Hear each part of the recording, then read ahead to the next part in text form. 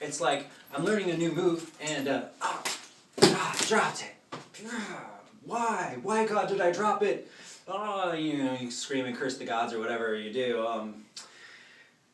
And maybe you try it 10 times and you drop it and he's like, I just can't get this move.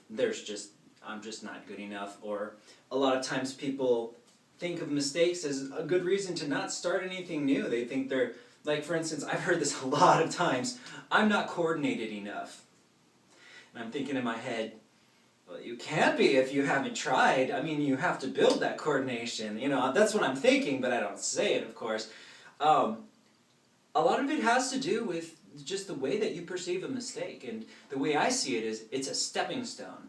And it's usually a necessary stepping stone. Sometimes you have to look ridiculous. You have to be okay with looking foolish and ridiculous, because that's gonna, they're like arrows that point you to the way that it should be done. It's a little bit of intuition, and it's a little bit of creativity, and it's a little bit of just really going out there and breaking that mold so you can create something that's authentic and that's yours. So my theory is this. It's the 100 drops. More like a hypothesis, I guess. Basically, if you haven't dropped it 100 times for that move, then you can't discount it yet. Now, as you're going through those 100 moves, you may need to modify, sure. You may need to look at yourself each time and adjust how you're doing it. But in the end, if you give it 100 tries, which is quite a bit, but if you give it 100 tries, you're going to discover it.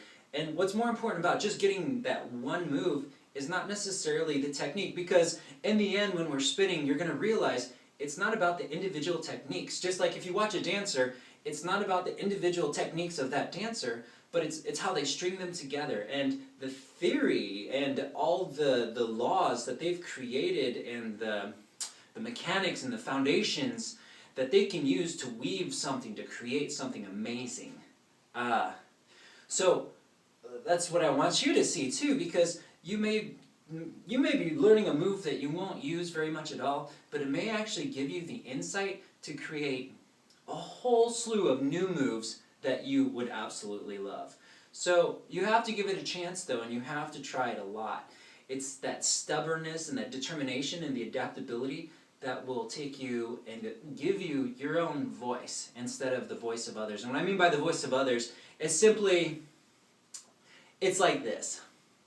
What I'm trying to teach you right now is the art that I understand, but I want you to take that, I want you to modify that, and I want you to find mistakes, and I want you to go with it, because those mistakes are going to take you on your journey, and it's going to give new moves, and we're going to get new techniques and new styles, and that's what I want to see, because the world has me already, but the world doesn't have you.